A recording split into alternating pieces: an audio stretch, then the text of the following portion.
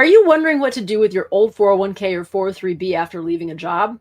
If you've changed employers or started a new career, you might be asking, should I move it? Should I keep it? Do I roll it over to a new plan? Or do I put it into an IRA? In this episode, I'll walk you through the best options for handling an old work retirement plan, the pros and cons of cashing it out, and the smartest 401k, 403b rollover and retirement planning strategies. This is going to help you maximize your retirement savings and avoid costly mistakes. And if you're a medical professional or high income earner, this episode is built specifically for you so that you can make confident, informed choices to protect your financial future. And you're going to want to stay tuned till the end because we have a special free offer for you. Today, we're diving into a crucial topic for anyone changing jobs. What do you do with your old 401k or IRA? Have you ever wondered, what can I do with an old work 401k or IRA? Well, you're in the right place. In today's world, there's more employment changes than we've ever seen in history. And with each employer change that you make, you may have a 401k or an IRA plan that you set up to save for retirement.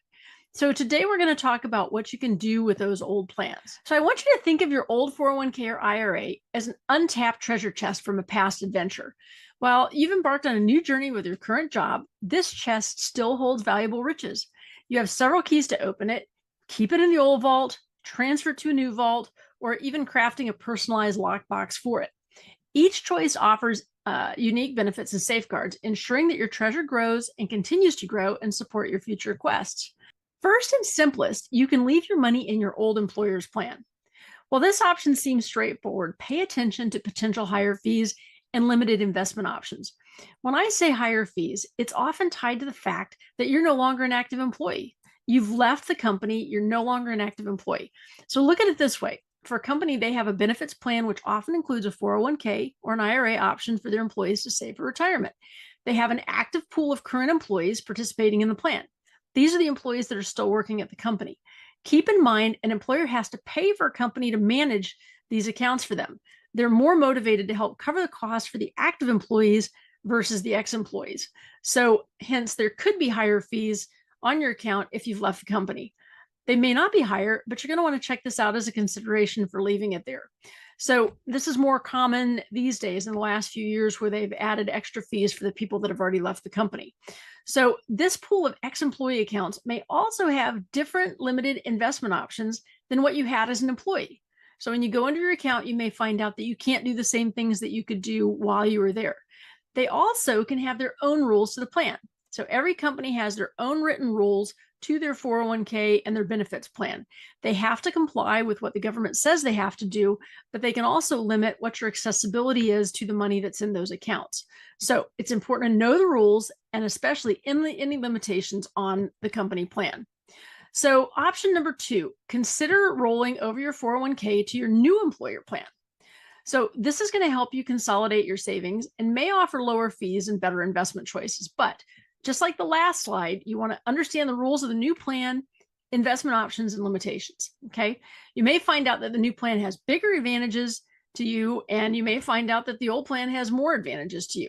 So check the fees and the investment options, and keep in mind that there's nothing wrong with having a plan at more than one employer.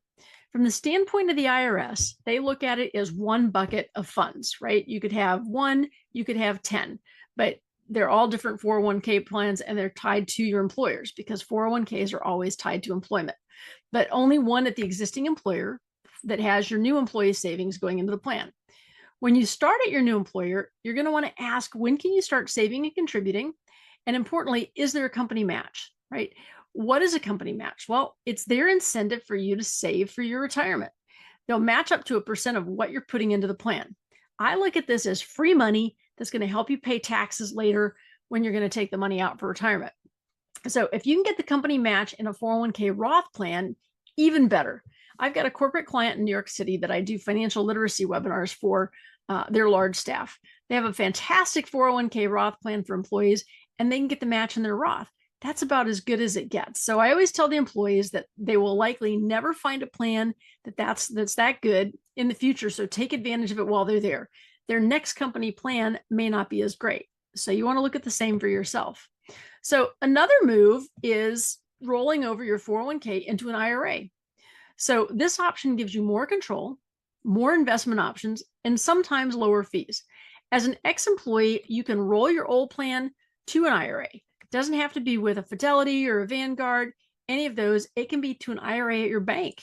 It can be even someplace where you can use it for alternative investments.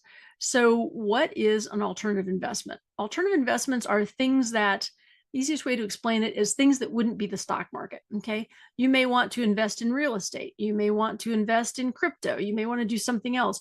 These are all outside the realm of what you could do at your employer or what you can do in the stock market, okay? So what's really important here is that your money needs to stay in one of these government vehicles. When I say a government vehicle, it's a 401k, it's an IRA, it's a Roth, it's what we call a qualified plan. So we hear that word qualified plan, think about your retirement plan and think about where it is and what the tax rules are associated with it. So why I'm saying this is that you don't want to get a check sent to you, you cash the check, you stick it in an account, and then you start doing your other investing. The best thing to do is to have that money rolled over directly to whatever the new plan is. Don't touch it at all, okay? So I've got an example of a medical professional that was in Ohio. They were changing jobs. They got a check. They cashed the check. They deposited in an account. And guess what? Because they did it that way, and it wasn't the same apples to apples type of account, they just created a taxable event for themselves. So what does that mean? Because they didn't follow the rules, they can't undo it.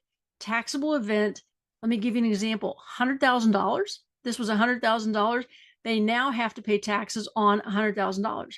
And even worse, if they're under 59 and a half, which they were, they're going to pay a 10% penalty. And then they're going to pay the taxes, federal and state, on the entire $100,000. So we just want to be very careful when we move it over. I had the same thing happen to me many, many years ago. Similar, I had gotten a check and I rolled it over. I physically got the check. I rolled it over to a new account. The IRS later on were sending me letters. And the issue was that you've got 60 days to roll it over, right? So I rolled it over. I knew it was within 60 days. It was probably close. I couldn't prove it exactly, and they couldn't prove it exactly. So what did they do? They hounded me for a year or two. I finally got it to stop, but we're sitting there arguing about a day or two. And at the end of the day, this wasn't where they were really making a lot of money. So the major point here, when you're moving these funds, do everything that you possibly can to get the funds moved without you handling them. In my example, if he had done that, he could have avoided the tax bill because there would have been a red flag that it wasn't going to the right type of account. It couldn't have happened, right? So if you're making a move and they issue you a check, you got 60 days to get it in the right account. We want to make sure that you prove that you've got the dates. So the easiest way to do it is have it done automatically for you. Okay. Okay. So the burning question may be, why not just cash it out? Well, if you're under 59 and a half, the IRS is going to penalize you with a 10% penalty.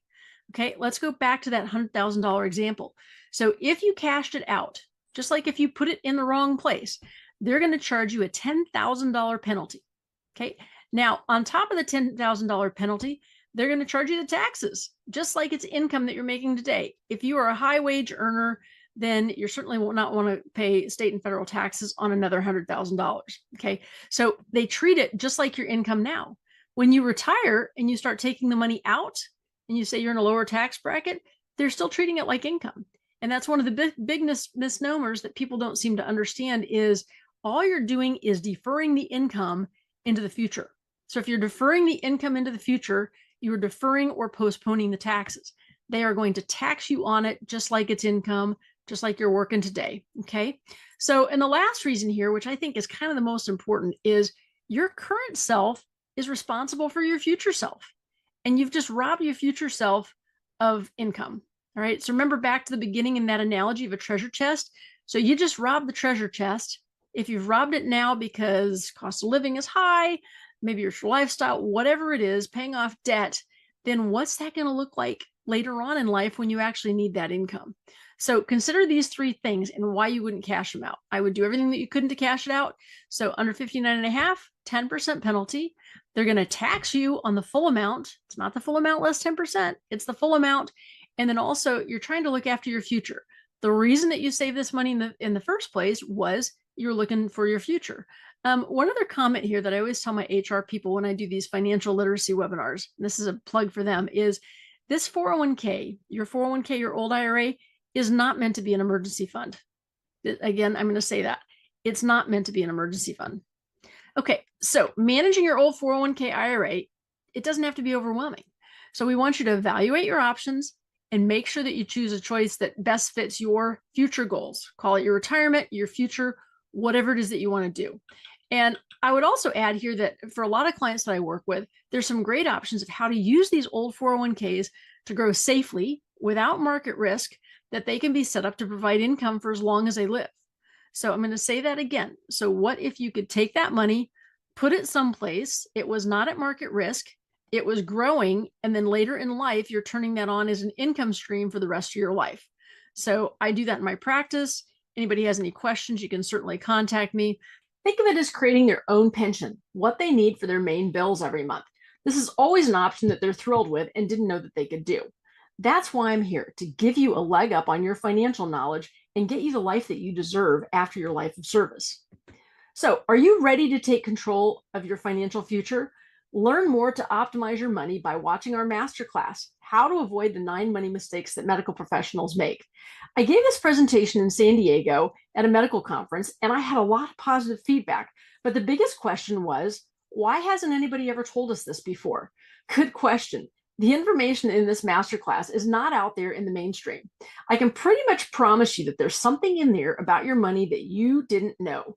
What if, like an early diagnosis on a major illness, you could act on it and prevent it because you know it now? There's information in there that's going to change the way that you're thinking about your money now and in the future. You need to know this now, and I want to get it in front of as many people as I can. So go to medmoneymistakes.com. That's www.medmoneymistakes.com, and watch the masterclass. You'll be glad you did. Thanks for watching. We'll see you next week.